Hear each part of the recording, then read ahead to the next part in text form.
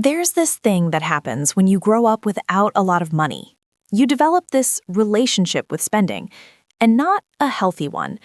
Every time you go to buy something, anything, even something small, there's this little voice in the back of your head that goes, "Do you really need this?" And sometimes that voice is useful. Sometimes it saves you from a dumb impulse purchase. But sometimes, and this is the part nobody really talks about, that voice is actually the reason you stay broke.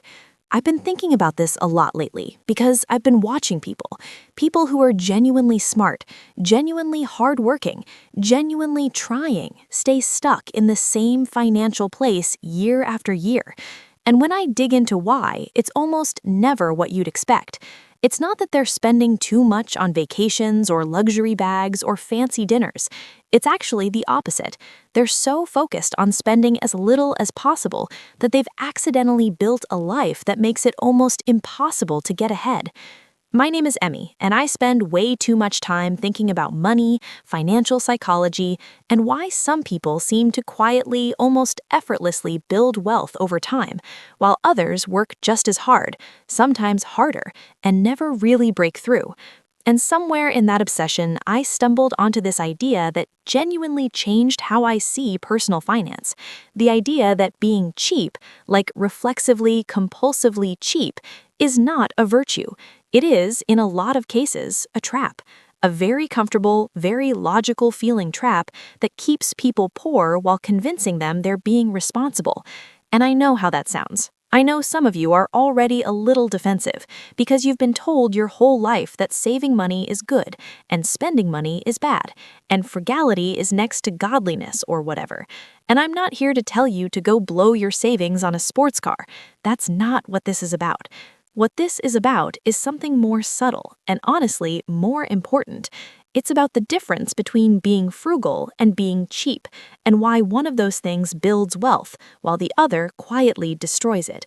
So if you've ever chosen the cheapest option and then regretted it, if you've ever avoided investing in yourself because it felt like a splurge, if you've ever felt proud of how little you spend but quietly confused about why you're still not getting ahead, this one's for you. The cheapness trap nobody warns you about. Let's start with something fundamental, because I think there's a real confusion in personal finance culture between two things that sound similar but are completely different: frugality and cheapness. People use these words interchangeably all the time, and that's actually a big problem. Frugality is intentional. A frugal person looks at their money and asks, what's the most effective way to use this? They cut things that don't matter to them so they can invest in things that do. They're not trying to spend as little as possible. They're trying to spend as wisely as possible. That's a growth mindset applied to money. Cheapness is different. Cheapness is almost fear-based. A cheap person's default is just don't spend, avoid spending, find a way to spend less always in every situation, regardless of the context or the consequence. And the thing about cheapness is that it often costs more in the long run. It just doesn't feel that way in the moment. Here's a simple example. You need a pair of shoes for work. You go to the store, and there's a decent pair for $80 and a cheaper pair for $35. The cheap reflex kicks in. $35, obviously. But those shoes fall apart in 3 months, so you buy another, and maybe another. By the end of the year, you've spent over $100 on terrible shoes, and your feet hurt. The person who spent $80 once is still wearing their shoes, comfortable and fine. This is what economists sometimes call the cost per use problem, and it plays out everywhere in life. But cheap thinking can't see it, because cheap thinking only sees the number on the price tag, not the actual value. This is the cheapness trap. You optimize so hard for spending less that you end up spending more, getting less, building nothing. Your time is worth money. Seriously, do the math. Okay, here's one that I think is really underappreciated, and it kind of blew my mind when I first started looking at it seriously. The idea that your time has a dollar value, and that refusing to spend money often means spending time, and that trade-off is frequently a bad one. Let me give you a real scenario. Say you need to get from one side of the city to the other. There's a bus that takes an hour and 15 minutes and costs $1.50. There's a cab that takes 25 minutes and costs $12. The cheap default is obvious. Take the bus. You saved $10.50. Smart, right? But wait, what's your time worth? Like, actually worth? If you're earning any kind of reasonable income, an hour of your time is probably something. Even at a modest wage, you just traded 50 minutes of your life, time you could have used to rest, to think, to do something productive, for $10. That's not always a bad trade. Sometimes the bus is fine. But when you reflexively choose the cheaper option without doing that calculation, you're making a financial decision without actually thinking about the full financial picture. And this goes way beyond transportation. It shows up in how people shop, driving to 3 different stores to save $8 on groceries. It shows up in DIY projects that take a weekend of frustration to complete something a professional could have done in 2 hours. It shows up in people spending hours researching how to do something themselves that if they'd just paid someone $50 to handle, would have freed up time they could have used to earn $200. The math doesn't always favor spending money, to be clear, but it also doesn't always favor saving it, and cheap thinking never does the math. It just defaults to less. The real question isn't how do I spend less, it's how do I use my money to create more time, more energy, and more capacity to earn and build. That is a completely different question, and it leads to completely different decisions. The poverty mindset is a real thing, and it works against you. I want to talk about something that might feel a little uncomfortable because it touches on psychology and identity and the stories we tell ourselves about money, but I think it's really important. There's this concept in behavioral economics called the scarcity mindset, and the research on it is fascinating and also kind of heartbreaking. The basic idea is that when people feel like they don't have enough, whether that's money, time, food, whatever, it actually changes how their brain functions. Scarcity captures your attention. It pulls your mental focus towards the thing you don't have enough of, and it crowds out everything else. This is actually a rational response to real scarcity. If you're genuinely struggling to eat, your brain should be focused on finding food. That's survival. The problem is that the scarcity mindset can persist even when the scarcity itself is no longer real. People who grew up without money carry scarcity thinking into adulthood, even when they're earning good incomes, even when they're perfectly financially stable. The brain learned to operate in shortage mode, and it just keeps doing that. And here's where it starts to hurt you. Scarcity thinking is short-term in nature. When you're in scarcity mode, your brain struggles to think far ahead. You're focused on right now. How much is this? Can I afford this today? What's the least I can spend right now? The long game becomes hard to see. Investments feel scary because they involve giving up money today for something abstract in the future. Paying for quality feels wasteful because the savings are real and immediate, while the benefits are vague and distant. This is why cheap thinking and poverty mindset are related. It's not a character flaw. It's a survival mechanism that's outlived its usefulness, and recognizing it is the first step to overriding it. I'll be honest, I see this in myself sometimes, that little flinch when I'm about to spend money on something that's genuinely good for me, that weird guilt, like I haven't earned the right to spend. And I've had to learn, slowly and imperfectly, that that feeling isn't wisdom. It's just an old habit, an old story my brain learned a long time ago that isn't necessarily true anymore. Investing in yourself is not spending, it's the highest return asset you have. Let's talk about self-investment, because this is where I see cheap thinking do some of its most serious damage.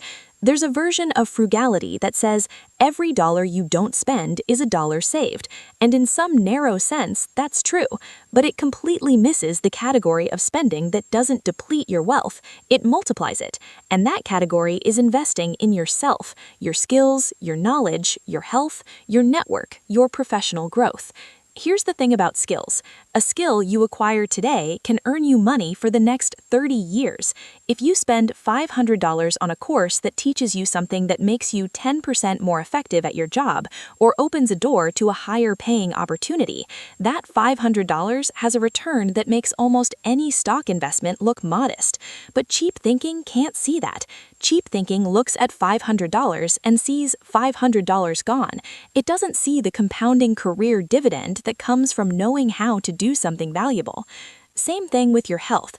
People who won't spend money on a gym membership or decent food or a doctor's appointment when something feels off because it feels like a luxury often end up spending far, far more later. Medical debt is, kind of famously one of the biggest financial disasters people face, and a lot of it traces back to problems that started small and got ignored because getting ahead of them felt expensive. Or think about professional networking. Some people won't go to industry events or take colleagues out for coffee because they're trying to save money. But relationships are one of the most powerful engines of career growth and opportunity. The person you meet at that dinner might be the reason you get a job opportunity you never would have found on your own. That's not a splurge. That's a long-term investment in your professional life. The wealthiest people I've studied, and I've read a lot about this, maybe too much, they are almost universally willing to invest in themselves.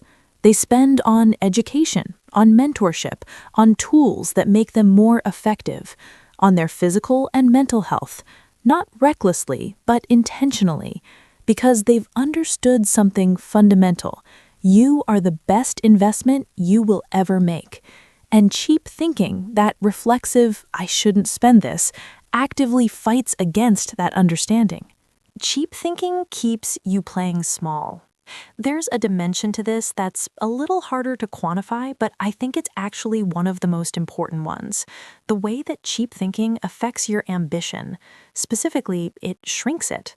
When your entire relationship with money is organized around not spending it, you unconsciously start making choices that keep you small. You don't start the business because starting requires investment. You don't take the risk because risk involves potential loss. You don't move to a better city or a better neighborhood or a better situation because change costs money up front before it pays off. You stay in the smaller version of your life because the smaller version is cheaper, and cheaper feels safe. I want you to think about two people. Person A earns $45,000 a year and spends very carefully. They save a bit, they avoid debt, they never really take risks. Their financial life is cautious and controlled. Person B earns $45,000 a year, but they invest in a skill that takes them to $60,000. Then they invest again and get to $80,000. They spend more on themselves, on tools, on opportunities, but their income keeps growing. In 10 years, which person is wealthier? Not even close, right? The person who kept everything small, controlled, and cheap stayed flat. The person who kept reinvesting in their own capacity to earn kept growing. This is the compounding math of self-investment, and it's just as real as the compounding math of a stock portfolio. Probably more powerful, actually, especially early in a career. Cheap thinking tells you to hold on to every dollar, but sometimes the most powerful thing you can do with a dollar is use it to create 10 more. The relationship between cheapness and how others see you. Okay, I'm going to say something here that might ruffle some feathers a little, but I think it's honest and I think it matters. The way you relate to money affects how other people experience you. And in a world where relationships and perception genuinely influence opportunity, that has real financial consequences. There's a specific dynamic that shows up a lot. The person who always finds a reason not to pay their fair share. The one who disappears when the bill comes, who brings up splitting to the exact cent in situations where that's socially awkward, who makes every shared experience a negotiation about money. And look, I'm not saying you should be a pushover or that you shouldn't be thoughtful about your finances in group settings, but there's a point where cheapness becomes a personality that genuinely pushes people away.